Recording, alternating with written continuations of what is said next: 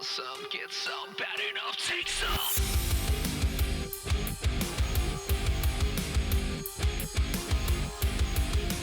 Hello, welcome to episode 100. Yes, 100. I never thought I'd make it to 100. We're Fangin and Bangin with Gangrel. Nikki, look who's back. Black, heart. Nikki, look who's back. Back in black. It's sad. I bet you know I'm glad to be back because I'm cutting loose. And Shady Ray over there in that corner. Well, welcome back from your hiatus. I don't feel like I'm so fanging and banging, right? So I'm still dealing with the grill being all messed up and all these temporaries and my teeth being broken out and whatnot. So I'm not fanging, and I definitely don't have any energy, so I'm not banging. And then Raymond's tried to pimp some, push some gold metal flake flour on me or something like that. It sounds like something out of a Ghetto Boys rap song, you know. Mine's playing tricks on me. I beat a fella out. Never mind. But whatever, some droplets that are supposedly going to give me energy, but he said it would kick in 10 minutes. That was 26 minutes ago, and nothing's kicked in but my paranoia. So I'm not sure what's going on. But how are you, Nikki? How you been? Where you been? What's up? What's going on all around the place? I was going to say, life's been a little crazy lately. Getting ready for the summer, I feel like it's always a little nuts. I missed you in Vegas, but I didn't miss you on the internet. That was blowing up. You went out there, and I don't want to say that they were nudes, but what was that? What was not this? even close.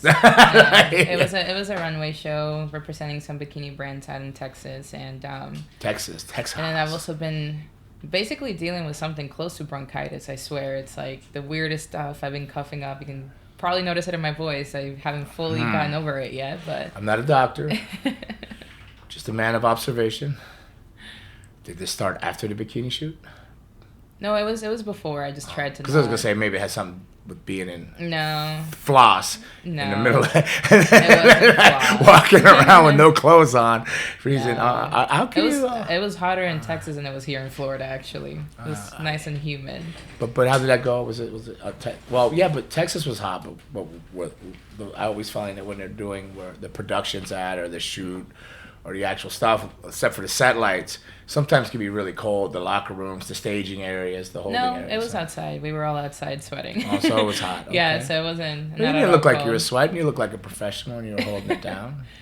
Oh, that's good. Well, fake it till you make it. Well, fake it till you make it. 100% on my end. I don't know about you. I don't think you have to fake anything. I think you're doing all right. But what drove you to do that? Like before we get on about going ups and downs around this world. Yeah, I mean, it was every year I try to, I do a vision board. I also write a list of different goals. I've heard you mention vision boards a lot. So yeah, a vision board is where you write your what you want to obtain or do or goals. Is that what that is? Yeah, there's different put an actual ways to board do out it. and then you work it. Some people go through magazines. They cut out pictures that kind of resemble the goals that they have for the year. Mine, created myself. I went on Pinterest, and if my goal was something financial related, I found pictures that kind of resemble that, because there's a power in visualizing what you want to do. So I have it right above my desk where I work, and along with that, I write down, these are my financial goals for the year, these are my physical goals for the year, these are my personal, as far as whether that's religion for a lot of people or whatever it is, family. And one of my physical goals was I didn't want to compete in bodybuilding ever again. So was the Susan closest says the thing same to thing, do. I think. It's well, she didn't do bodybuilding. It was a bucket list type of thing. She did physique or bikini or something. Bodybuilding as a category, but yeah, I had done bikini. I did a figure show before, and although it was challenging, you have to put in a lot of time into that, and a week out you have brain fog because you're very depleted on carbs and food, and I just can't do that right now. I'm not depleted on carb or food, and I'm pretty sure I have brain fog. And Raymond, if I was to put a vision board up, I think mine would be the opposite of Nicole's. Mine would be do not take your clothes off in front of anybody in 2024. Again, nobody wants to see that one more time in the world. And there's been some people that have been unfortunate enough to have to see that throughout my life and my ups and downs and all around. And another vision goal would be, financial would be, do not spend another $6,000 of teeth within the next 10 years, because over some show I was making up, because Nelly and his CWF changing it over to do the NW. Oh, what a nightmare. We covered all that in that last episode, right? I don't even got to backtrack and get back on that, right? Go that direction. Vision boards. That's cool. I've heard you mention it before. That's why I asked you about it. Yeah. And you did that, and then you still are following up. You have one more route to do off of that this weekend. And then put it to rest forever, hopefully. No, you're not gonna. Trust me. I like to eat. I love to eat. I don't like force feeding, healthy food, and I don't like chugging a gallon of water a day. Like, I don't enjoy that. Well, speaking of putting it for rest, I don't think you're putting it for rest. At least I hope you're not putting your vision board for rest because... Not the vision board. I'm saying like the bikini part of it. Okay.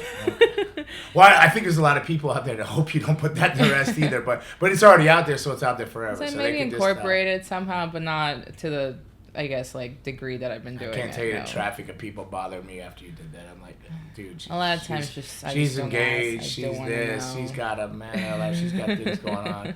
Out of your league. Leave her alone. She's too busy. She's so self-centered and focused on her careers and goals. Self-centered. I wouldn't say self-centered. Well, no, I don't. I mean, self-centered. What? No. Well, what does self-centered mean? I think when someone's self-centered, it's like on herself. Like you're like very, I guess it kind of comes off as like arrogance. Like you're not you're not arrogant it's all about the world. Rotates around me. You're one of the most humble people, but you do have your own solitary system and planets that rotate around you. I have a lot on my plate. You have a lot on your plate. You're one of the busiest people I know to even get on a telephone like that. So I tell them, I said, look, dude, this girl's focused on her job and this and not I don't know about your vision boards, but I know like there's certain quotas that you say you got to make for within your business you have and the money, and then you're adding not eating in and going out there half naked, angry at the world, and then you're still training to be a professional wrestler, and that's what I'm getting up to, saying I hope the vision board's still there for the professional wrestling because actually, we have not seen you. You were MIA. I haven't seen you because you had all this swims and streamings and swimmings and demons and stuff going on. Since you had technically your pro wrestling debut. So, and I think I sent you a message because I don't know where I was. I think Minnesota. Was I in Minnesota? I believe so. No, maybe the other end, Michigan. Maybe Upper Peninsula, UP, Michigan. Because that's where I think I got all my grill jacked up. Okay. Yeah. I knew it was something with an M. So Michigan, I believe, but it felt like I was flying to like another country to get to the Upper PI. But it was Michigan. Yeah, so it was Michigan. You debuted the Bachelor Brewer, and did you understand the message I sent you? Do you even remember the message I sent you? Which one? Because we talked about it on here before. Well, no, not the ones going. Why are you talking to that idiot? No. The one about feeling that high. Did you feel that high? Did you feel the high I was talking about? Yeah, I mean, it was crazy because like when you mentioned that, I've felt like that before. Like when I played volleyball, even when I've done other things in front of the public. It's like you go in there, everything kind of like blanks out, but you still feel the energy, but you don't really it's weird. And so what I said to her, because in case we just lost you, because I'm all over the place. Maybe Raymond's stuff he gave me, the gold medal flake, is kicking in. I don't know.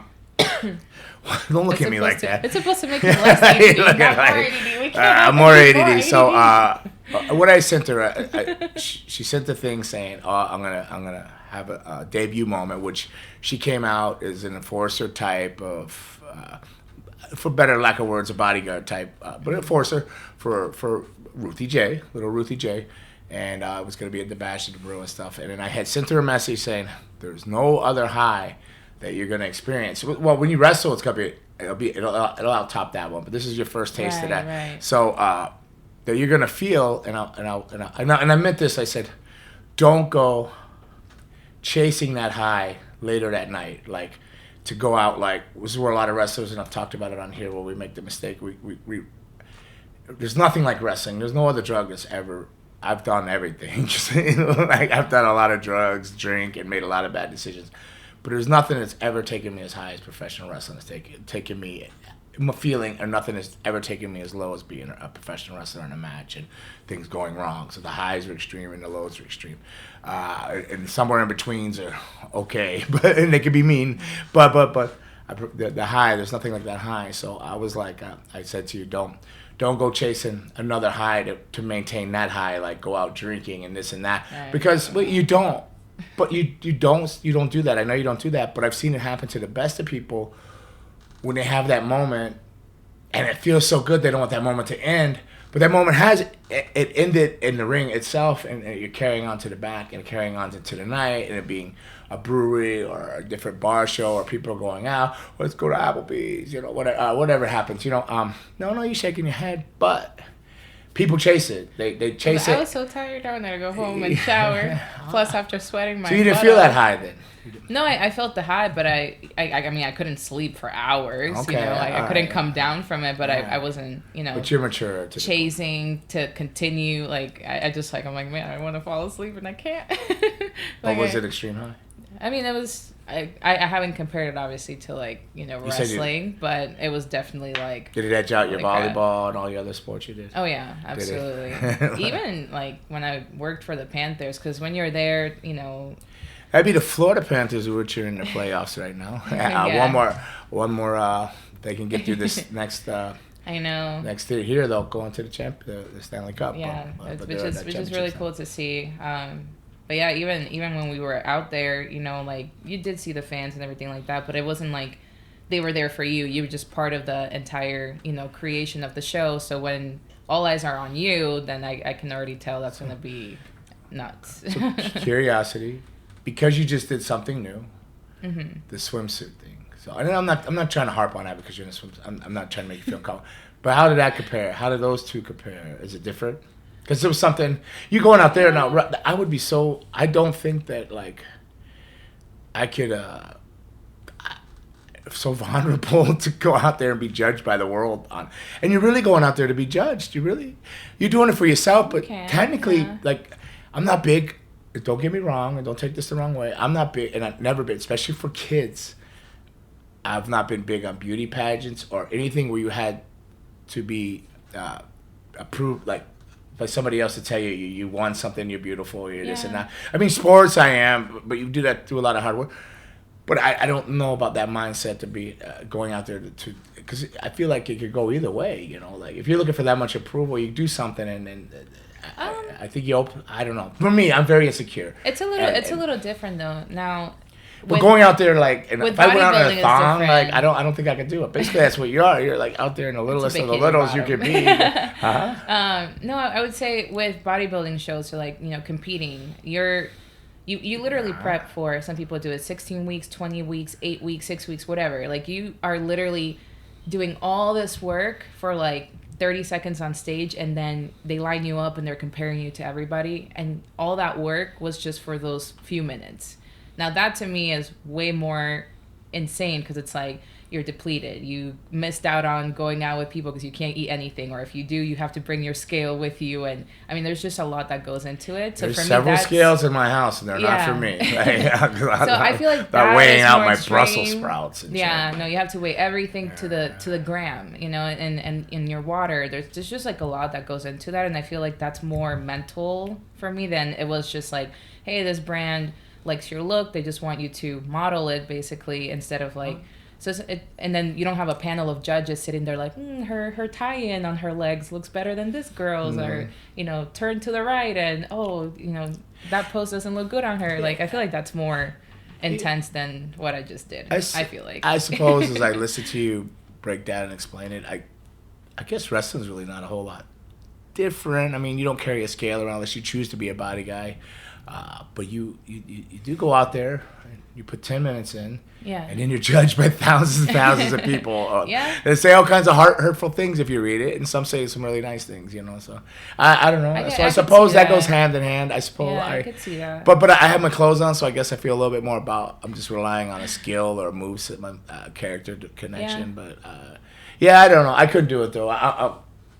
For you doing that, and for anybody that does. I didn't think I could do that either, but sometimes just. But you did. That's why I was wondering how the two highs felt at that. But I think when you get to your first wrestling match, I think you're really stressed about that. I think you're not. I feel as though you're playing it down, but I think it sits on your mind. I find I feel like There's been things you're like, oh, I'm not quite ready. And I remember I had a talk with you, and I'm going, hey, you're gonna have to tell me when you're ready. I'm never gonna say you're ready. I gotta hear you say, hey, I want this match. I need a match. Ready. Like I just know that. I don't know. No, I've never been ready for. I would say half the things are like I have never been ready for majority of the things that I've done yet. Like I'm the type of, I mean, even swimming, like my dad just threw me in the pool and hope for the best, and I swallowed a lot of pool water, but I learned how to swim. I swear to God. You're drowning. You're drowning. And that's the Dominican, swimming special classes. Like you can buy a package anytime. They just throw you in, hope for the best. So that's how I learned how to swim. I'm not sure. I'm not sure how I learned how to swim. I don't think I was. I can swim now, I don't think I was thrown in the pool, but it could have been possible because I grew up around water in South Florida, so I just always remember swimming. I don't remember not swimming, so I don't know how I learned. I think it just. I mean, in the Dominican Republic, you kind of just have to know how to swim. You're around water all the time. I do remember summer rec thing where we had swimming classes or something because I can remember the smell of the. They always smell weird because whenever I go into a LA Fitness. And I walk in the locker room. It brings back that. It triggers that memory as a kid. That's like and I wasn't touched or anything. That wasn't a bad memory, but I bring back that smell of the chlorine in the pool and whatever. And I don't quite remember the swimming lesson, but I remember being there. Something bad happened and I blocked it out. I don't know, but I do know that I took some kind of swimming lessons at some point. But I believe I was already swimming. I think it was a mandatory thing because I always.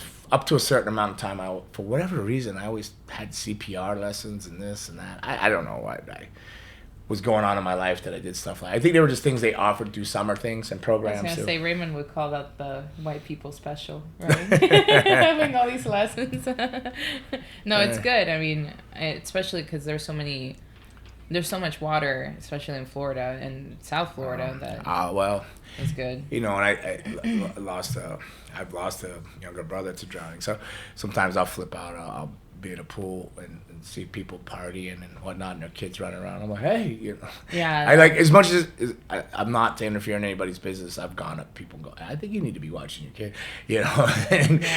And someone will look at you, give you Eli, but then growl back, and then okay, whatever. But but when they're drinking and partying, I get concerned. If they were just talking and paying, but when you're partying and your kids are swimming by themselves, I get a little sketchy about that. It takes seconds. But wow, so I don't even know where. I'm sorry, I got sidetracked. I mean, No, Raymond was like, "Hey, this is your 100th episode. You need to talk about 100 episodes." But all I can think is like, I can't believe I showed up here 100 damn times. I don't think I've showed up anywhere 100 times in the same place besides dinner. And I actually don't eat in the same place every time. I eat in my truck half the time, point A to point B, because I'm so busy. But 100 episodes. How many episodes have you been here? Are you still reading contracts and working while you're doing the podcast? This girl does nothing but work. We're going to go over these fan comments. Okay. No, Raymond sent me all this stuff. You walked in this door working. The minute, then you went, we're in here, and then she's working, nobody's saying nothing to her, and she goes, hey, Raymond, we need to start. I got to be on a Zoom call exactly at 12. So that means I need to be in my car, prepped for 15 minutes, and on the road, in a Zoom and driving, which I find very dangerous. But I have to be home, sat down, and. Oh well, we better be boogieing, and we better. Either we wrap you up out of here early, and I finish up. We'll get you. No, I'm looking at the comments. We're gonna go over these now. I was like, no, I'm not working. Well, much like the 100 episodes, I'm blessed to Brown, Raymond, and you. Thank you for all your contribution, Raymond, and for this and that, and trying to make this work. At some point, we're gonna step this all up and it'll become I'll commit to it more as my travel winds down, or How many episodes has he said this? No, it's the first time. It's the first time. I was gonna say. No. I have said that I needed to commit to it more. Okay. But I've heard this a couple but the times. reality of the wear and tear on my body and the travel, I'm going to slowly drift to just doing signings and stuff like that, and maybe take some of the physical part of wrestling off. I'm not going to stop wrestling until I have to. But I know that. But we'll concentrate. We'll get going. And thank you, Nikki, for always finding time to get here with your busy schedule, always working and always got something going on. And we still haven't. I was actually down to the skydive weight, and then I went back up. So I'm back at 250 again. I'm back at 250. So I don't know if I can jump out of a plane technically legally in Florida, but we might be able to find somebody that doesn't care and just say, hey. I think You'll be fine. You sure?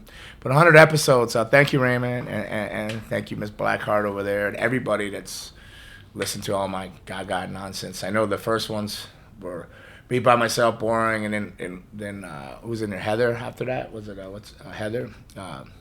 Kid Cadet.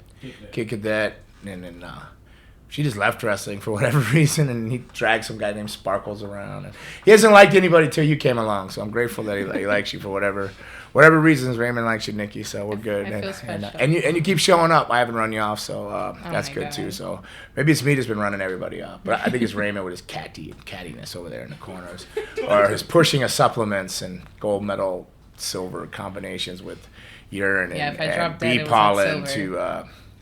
I don't know, Raymond. Bee Maybe pollen's actually good for allergies. Oh, see, maybe you should have your own podcast by yourself and talk about all these things you read on the internet because, you don't. Oh, wait, he thinks the government will flag them. Then if they're flagging, they're reading that. But maybe it's a thing.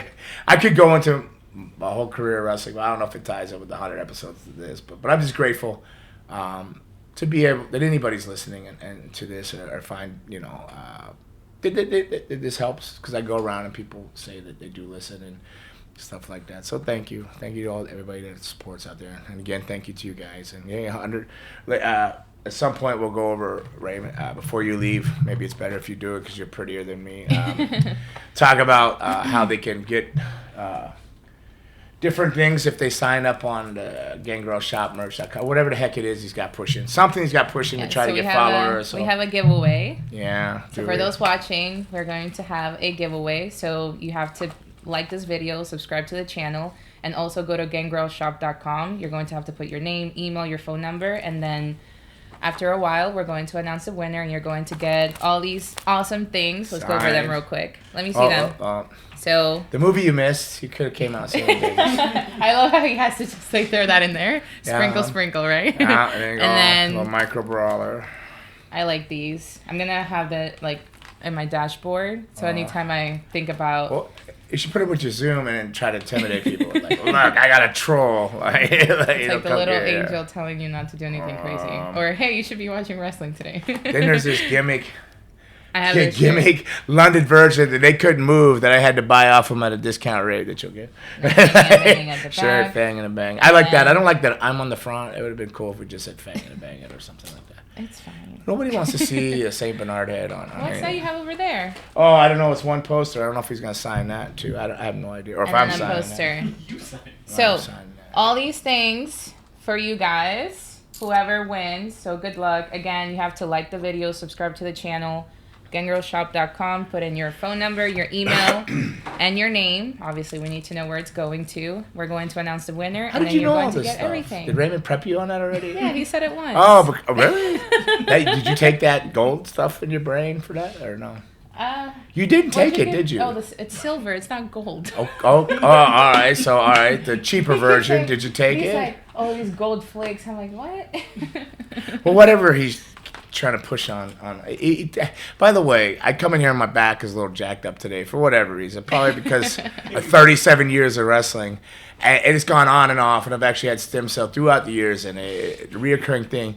And he blames it on the solar flares and the northern lights that were able to be seen from Florida throughout the Keys and other places throughout the United States that you usually will only see up if you're in the up past Nova Scotia, up near Alaska, deep up cut Canada. I want to see that before. The northern lights. So apparently I was in Scotland when it happened, so I missed them. I flew out on that Thursday, so I missed that whole weekend of really cool northern lights. I would have appreciated that, but I didn't get to see them. But apparently that's why my ass hurts and or my sciatic, and that's why I'm so tired, and that's why he's pumping gold up into my system to oh my God. to mutate me to compete with the solar flares that's going on and draining everybody and turning them into a zombie apocalypse that's to come called hell on Earth. The Walking Dead. So that's Raymond, but Raymond should do his own podcast and stuff for that instead of pushing it on us and practicing his witch doctory on us and stuff over here off his online medicines. I'm sure like real doctors really appreciate you, Raymond. Take this. The doctors crap. They're just lying to you. They're scientists that want to make money and blah blah blah blah blah. Oh no, these are his words. I could these. Common sense. He's like, I got somebody you can say that to later on. See what they say to you. Oh, God. Like, they'll say, I got your witch doctor. We're going to go over some fan comments. Move on, because we know. Focused. You got to go. No, not even that. Just before Raymond starts giving me a side eye. So I have to... You sent one that's like a very large paragraph. I'm like, Jesus. He didn't send it to me, right? I don't have to read them. You got it. No, I got it. Okay. All right, so the Brister says, or wants to know, did the Brood have that iconic entrance at house shows, or was it just for TV tapings? If you're the music, yes, 100% all the time. Sometimes candles at house shows, but not the fire. The fire was TV. The flame of circles, the ring of fire. Down, down, down, that burning ring of fire. The ring of fire, TVs, pay-per-views, but not all pay-per-views and not all TVs, because some buildings were laid out different, and there might have been places like Madison Square Gardens, maybe even Nassau, different things. Well, not so much the fire codes, but the area for the stage itself and the ramps and stuff like that wasn't enough room to set up. So there's been many times that there've been like opera sticks with candles come out, and they would push smoke in, and we'd be on as low as we can get, almost our bellies and our knees, and it will rise up through the smoke and the candles. And I think you've seen it a couple pay-per-views where we've done that. So sometimes we do that at house shows, but house shows are pretty straightforward. But TVs and pay-per-views, yes. The music all the time, 100%. Can't be cool without cool music, right? So, but we didn't always have the flames. Flames were mostly TV and pay-per-view production. That'd have been cool, though. I mean. You should still, I don't know. I was like, come out with smoke. Get one of those like smoke machines. Just, and then he just comes out. You could do like Gilbert when he came out with his sparklers instead of I might do my own pyro. Do like a whole black smoke bomb. That'd be cool. There you go. I don't think anybody argued if you don't set off fire alarms. No, it's you know the color smoke bombs? Yeah. They just like go two sides and just come out. Like I don't think it's not actual smoke. Like Tank Girl? It is. No, that'd be cool. I don't know. I have ideas. Cyber Chump 3527. What'd you call me? No, this is the guy. Okay. Cyber Chump 3527. What's up, Cyber Chump?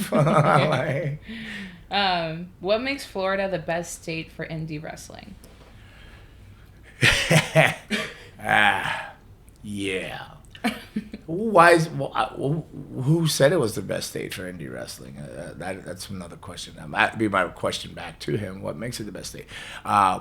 I would say why most people think Florida is the best. It probably is the best state for indie wrestling, I guess, if I think about it, because of NXT being there, and even at one point when AEW opened up, they were based out of Jacksonville, which is technically Florida. It's almost Georgia to me, but it's Florida, right? So, but with the PC being in Orlando, in that there, so a lot of the talent that was hired.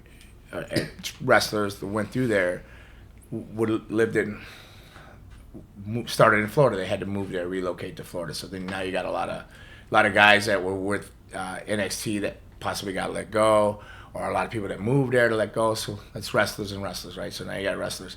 Now prior to the PC existing and Florida Championship Wrestling going on, a lot of wrestlers, older wrestlers, I was born and raised here, but they moved here. No state tax, no snow, beaches, and what do we know about wrestling? Tan fat's better than white fat. So if you can't tone it, tan it. Tan it. If you can't tone it, tan it. So and if you don't want to pay it, come here to state tax. But what they're going to get you on is the cost of living's raising up here, but they're not giving you any more money to work a regular job. So you better be wrestling and doing something that you can pull some money in, or you're going to be caught slipping here in Florida. They don't smarten you up on that part. But there's no state tax. But they all move here for that reason, the weather, or then later, as things go along for the PC, a chance to get into PC, or they got hired into PC and they didn't finish there. So with all that being said, there is an abundance of wrestlers. It's oversaturated, right? So to me, that's why when you said, what makes it the best state, in my head, it doesn't make it the best state because there's no money here, because it's oversaturated with wrestlers. Yes, it has a lot of shows. So to a fan, it probably is the best state for wrestling because you're getting such a variety of wrestlers. Like CCW runs 150 shows. The school where you're training and you work for, and I do, and the school I run is Coastal Championship Wrestling. CCW, they run a lot of shows. But for example, they run a lot of shows, but they have tons of people that have been on TV, have TV time, older guys that had like meaningful runs in different, not so much older, but established guys, meaningful runs, all calling and trying to get on and working at like super discounted rates and stuff because it's home. They want to be home. So with that being said, for a fan watching it, you have so many, you get to see so many matches with wrestlers that you like or know, and there's so many shows because there's so many people running shows because of the amount of wrestlers there. But as a professional wrestler working, to me, I work mostly out of state. It's hard here because you're competing with a guy that, like, say my rate, whatever. Say my rate's $2,000 a show, right? Well, they'll call up and say I could do this for $300 a show, and they'll be home at night because they just wanted to bring their grandkids to watch them or their kids watch them wrestle one more thing, and they're gonna be. Nice. So it's that kind of. It can be that kind of difference in a pay scale. You know what I mean? So, and you have such an abundance of wrestlers. There's so many from all levels, from somebody that did an AEW dark match to had an AEW run. And AEW guys can still work other places too, some of them with their contracts, and then you got guys that didn't make it in NXT or did or were even in WWE at some point and got let go, and they still live here because they started there and they based out of here, and then you have the older guys that moved here back before any of this stuff was there, no state taxes, and then they start running schools. So there's a lot of schools producing new wrestling talent. So I suppose as a fan, this is why it's a great state for indie wrestling, because there's so many wrestlers and so many shows and so many people working at a lower rate. People can do the shows and make it happen, because it's not easy to run a wrestling show. Like I'm not knocking Florida for not paying. I'm just saying, for me as a wrestler, it's not the greatest state, because I would make more money out of state where there's not as many wrestlers. You know, where if you go there, like they came to see Gangrel that night, they know what they're coming to see. They bought the ticket to see it. So if you draw, you draw. If you don't, it's on you, or they're advertising, or both of you. You know. Right. So or if it does well, they did well advertising, and you were still. Some people were interested in seeing it, and they would want to see. You know, that's my biggest fear. When people ask me, my biggest fear all the time, do you still get really nervous about your matches, right? And I go, yeah, I do. I do always get nervous, because I do want to have the best match I can have, right? I'll still pee a good 20 times, and I either 3 or 4 or whatever. 20 is an exaggeration. Poop twice, you know. I don't know. Or feel like I have to. Yeah, whatever. You're going to go through it. I don't care, girl, boy, or not. It's the same nerves, right? Mine's I just want to throw up. Yeah. I never felt the one. I felt like throwing up after my match when it's been bad, but never ventilator puke. Yeah, never before it, but after I felt like puking when I've not delivered what I wanted to. But where was I at there? Now that I got sidetracked. Indie wrestling in Florida. But my fear, all over my ADD, my fear. So when they ask me if I get nervous, I still do. I still get nervous in the sense of those things, not in the sense of having a bad match. I still want to have the best match, get nervous. But that's just as a professional performer, entertainer. But my biggest fear and thought going out before that curtain is, it's a different generation. It's been 30 years since I've been on TV, you know. I mean, I'm still do other things, small things here and there. I still wrestle every weekend. So I still do 2 to 3 matches a weekend. So 2 to 3 times a weekend, I wonder, are they gonna remember when I go through that curtain? you know what I mean? So, you know, so that set of nerves kicks in over my want to have a good match set of nerves. But the good match thing's still there too. That's still that's in my DNA. You know, you want to have the best you can. You don't want to go out there and cheat anybody or yourself or anything, or the person paying you. But yeah, that will they remember fear, nerve. That's the one that's like, and the music hits and I have been blessed every weekend. Blessed. And there's been shows, like, I think some of the breweries, I don't think they would know. There'd be crowds. But then you also kick in on your experience. You learn how to connect too. But then you got to rely on all that. But I don't even know why I rambled into all this. But maybe it's that gold crap you gave me. Whatever. All right. So hopefully I answered the Cyber Chumps message there. Wait till you hear this one. So at YouTube sucks 69420. So I'm like, wait till you hear this YouTube username. sucking, and it's in a 69 position, and they're getting high 420. Okay, YouTube sucks 69420. He says, Must be that she, he must know that or Takashi. She must know the Takashi guy 69 too. Maybe. We'll go with that. It's gonna sound corny, but in the mid 2000s. More than the YouTube name. Or God, email. Oh gosh. But maybe. All right. It's gonna sound corny, but in the mid 2000s, when I was 14, I remember saving up the money from my paper round to buy a ticket to a wrestling event in Royal Leamington Spa, just because me and my brother saw you were advertised. We were both huge WWF/WWE fans, so to get to see someone we saw on TV was such a big deal for us. I will always remember after the show you came outside to sign some programs, and I was lucky enough to get a picture with you on my crappy old color phone. To this day, that is still the best memory I have of going to a wrestling event, and I thank you for that. So my question would be, do you have any funny or bizarre fan interactions that stand out to you? That's a cool question. No, first I'd like to say, like, Royal Liberty Spa is one of I've been gone up prior to the pandemic. I went 18 straight years to the UK, and usually the first spot I would do 6 months out of the year, but usually Royal Leamington Spa was the first show I would do. For whatever reason, it was usually the first show on my loop for that 3 months that I was going to be over before I go home for a month and then come back for another 3 years. I mean, always Royal Leamington Spa, the home of Thunder. She'll know I'm talking. So thank you for coming out. Brian probably forced me to come out and sign those programs, but I'm glad it was a meaningful moment for you. I'm glad it was a great moment for you. And thank you for saying that, because it helps me to be more grateful and patient when I see other people, to make sure that I create that moment. So thank you for saying that. So that helps me, and it's going to help other people too, to hopefully get moments like that. So thank you. And do I have any fans? Well, I don't know. There's so many. There's some.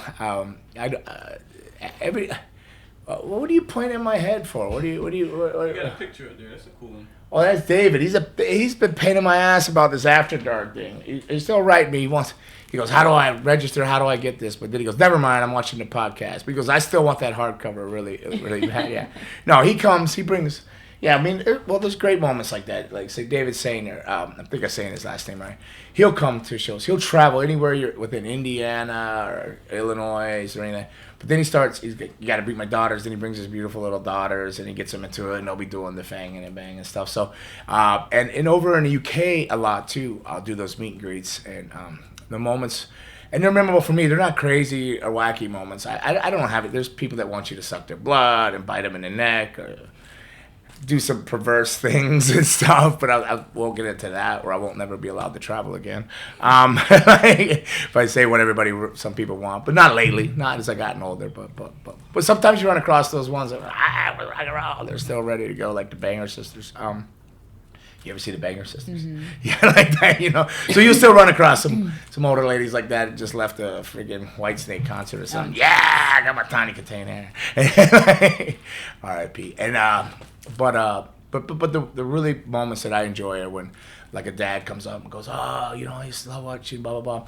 Now my daughter's your biggest fan, and I'm like looking, and I'm looking. And he goes, nah, they're down there. They're like the little girls, they're like little, and they're down there going, Gangrel, So, like, because the dads will be like, oh, we're going to go to wrestling. Dad's favorites here. And then he'll, with the, all the wrestling and the availability through YouTubes and networks and stuff like that, and all the,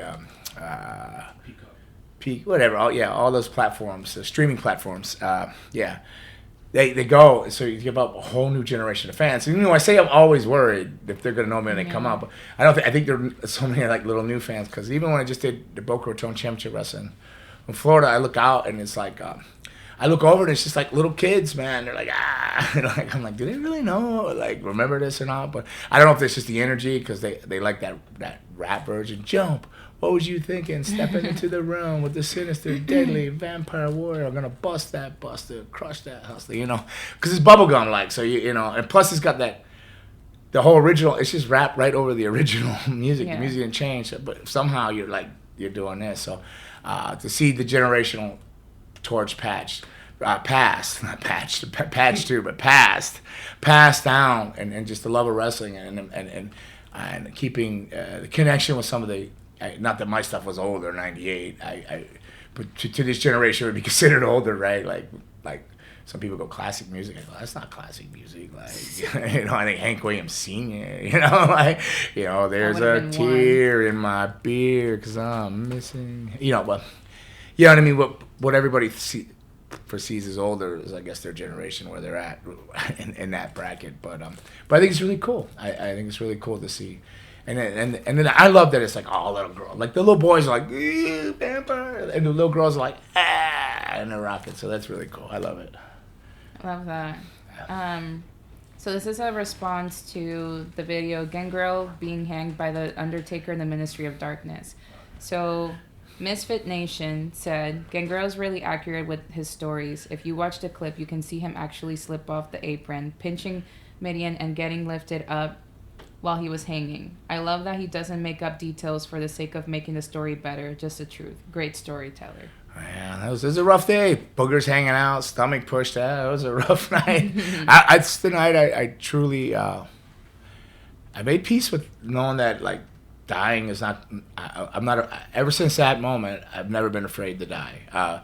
Now, I do have fears of dying vicious, like brutally, like being hacked with a machete or suffering, but going and passing on, ever since that, it was a very peaceful, I said goodbye, and I don't know how that I reached over, pitched Midian or whatever, that I didn't do that, something did it, or maybe it was something instinctive, because I had said goodbye, everything was already fading away. I said, God, please let my kids know I love them. I did the best I can. I wasn't the best in the world. Sorry, thank you. And then everything was just going, and I was at peace. And then everything just came back rushing in. It was so trippy, you know. Like, and then the panic was in, and it was like, you know, like, what the fuck, you know, what's going on here, you know. But I knew right away where I was. But like the panic, you can see the panic in Midian's, you know, when they're, you know, you can't see it on TV, but when he's looking at you, right? Yeah, no. But yeah, no. There's no need to make up nothing. Sometimes I am guilty. Like, I have a very faulty timeline. Like, I mix ages and dates up horribly. Like, and then I go back and I'll even try to ask people, you know, I'm trying to, you know, like the karate story I've told a few times with the karate guy coming in. I start thinking, I'm making that up. But then I'll see somebody that was there and they go, no, that's how it happened. And I go, okay. You know, but you tell a story so many times, it's like a fishing tale. You wonder, you know, the fish was this big, but by the time the story's told 20 times or told to somebody else, it's told to somebody else, it's different. And you go like, did that even happen? You know, but yeah, no, thank you for saying that. And yeah, I'm gonna always try to stay true to course as I can. I might be guilty of telling it with more energy than maybe the situation was, or lower energy. I don't know, but I always try to keep it along those guidelines. Thanks for noticing that, and thank you. This one is to the video. Gangrel recalls spitting blood on Donald Trump. Tom Koa 521 said, "This is total bogus," with a laughing, crying face.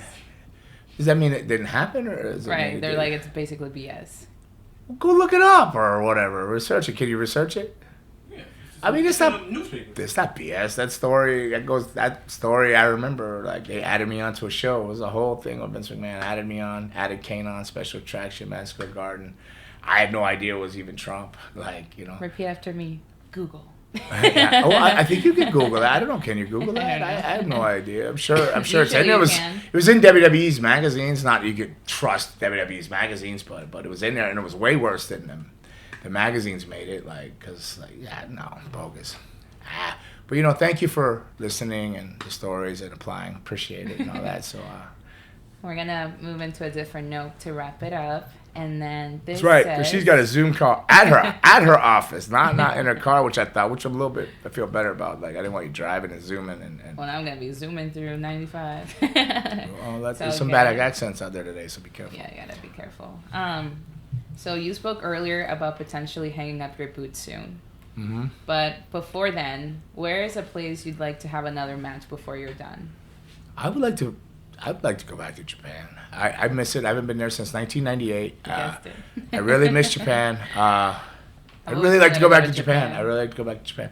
I don't know what the companies have all changed. Things have changed. It was like All Japan was like the main company when I was going. I started in All Japan, then with the IWA, a whole lot of tours, and then I finished in All Japan on one tour. It was the last tour I did because WWE hired me at that time, and then I had never been back. So Japan, definitely. What company? I don't know. One that takes older wrestlers, I guess. But I would like to get back there and do one more. Tour would be great, but even if it was just a 3-night weekend deal or a week deal, that'd be awesome too. So yeah, definitely Japan, definitely. Awesome, you guessed it. All right, so yeah, Japan. I would like to go back to Japan, and when training, I always say that you're on time, you're late. Mm-hmm. That comes from Japan. Going there. And when I first went over. I thought that came from the Samoans. No. I think I pushed that on them. It could, maybe, but no, it was Japan. Like the buses. So, like, if they say a bus is leaving at 7 a.m., the bus leaves at 7 a.m. There's not loading on the bus at 7 a.m. Yeah. The bus is leaving at 7 a.m. You need to be on the bus at 6:30 a.m. and stuff like that. And it's just the culture, the people, like, it's an amazing culture. One of the things I loved about wrestling in Japan is like you didn't have to be the best, but if you worked hard, they respected you. They respected hard work. At least when I was going. So you didn't have to be the best technician, this and that, but if you showed up on time, and the office would respect you. If you worked in the ring, gave 1,000 or 100%, whatever you got in you. If you leave it all out there, the office would respect you, and the fans would also respect you because they could see that and they respected. And they enjoyed really good wrestling too. They did appreciate the great wrestlers, but if you worked hard and gave it your all, you had some type of honor there. And it was just a very, very respectful country. And I'm glad I cut my teeth over there. It wasn't the greatest 2 tours. For me, they were learning tours. So they were. I not to say they weren't great. They're probably amazing because I learned so much in my first 2 tours, All Japan, and then I toured with IWA. And which was like a monster gimmick company throughout the years, and then that's where the karate story comes from, the eating dog and going to Korea story comes from, and all those things, which I'm really, really grateful for. And then to come full circle and finish up in All Japan, where I started, to go back when I started like you've seen the pictures of me, like I showed you a match with like me and the Big Boss Man or whatever it is. So I went over there, imagine that with just a mask and all that. But I was in a little bit better shape because I started training. But that young with the mask, and I'm going over there. But we had really cool moves, very cool characters, but like really no idea. You're still doing the flop. You're still doing silly things like jumping up to take a bump instead of all the stuff I talked to you guys about and preached to you that you didn't see me do, right? Because nobody told me that. You had to learn all this. There was no school that, even though I was trained at great schools with Malenko, Calgary did us still a lot of that, and so did the Seminoles. But Boris, it was an older training, so it was still protective of things. They taught you the legitimate moves and stuff, and how to wrestle stuff, but they didn't tell you all these details. And you had to figure it out how to move your feet, how to sell this and that, which just came with time, being every night in a ring. And then I was blessed to work Puerto Rico full time, Memphis, and Calgary, different things like that, to work with the older people. But where was I going? I finished up in All Japan. So with all that, you saw how I looked, a young kid. So then I went back 10 years later, whatever it was, 228 with abs, just trunks, boots, no mask, no fangs, and they treated me just totally different. So I went back and that's all I wanted in wrestling, was to really get that respect there, because I went so young. And I thought, like, I had a partner I didn't get along with. He was burying me, and then we got in a big fight working for Joe Goodhart of Philly, to the point that they held me for attempted murder. Like, it was crazy. So it was safe to say we weren't partners after that.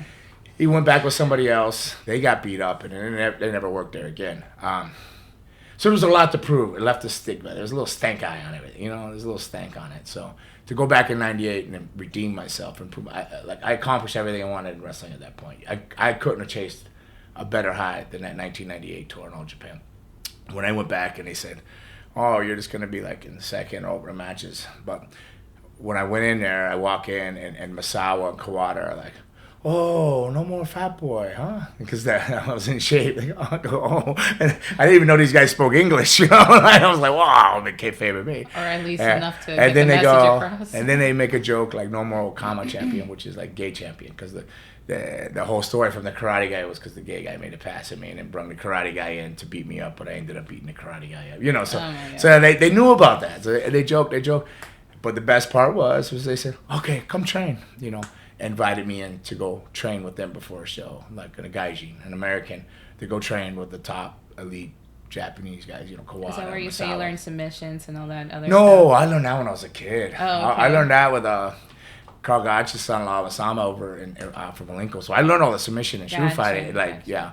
But there's still much more to wrestling than that. Like art of storytelling, selling, footwork placement. That was a whole different breed and animal. Yeah. Nice. No, it's where I just went back and a lot of squats and bridges over tires and bridging before the shows. You know, you kick out 500 squats and I don't know how many set of bridges, and you would grapple back and forth, but just to get loose and stuff. But the fact that they, accepted me in to train with them and spoke to me and knew my journey and knew it already, and they said, no more foul boy, because I was ashamed. And then they told me that I would only be second for a second match of that tour.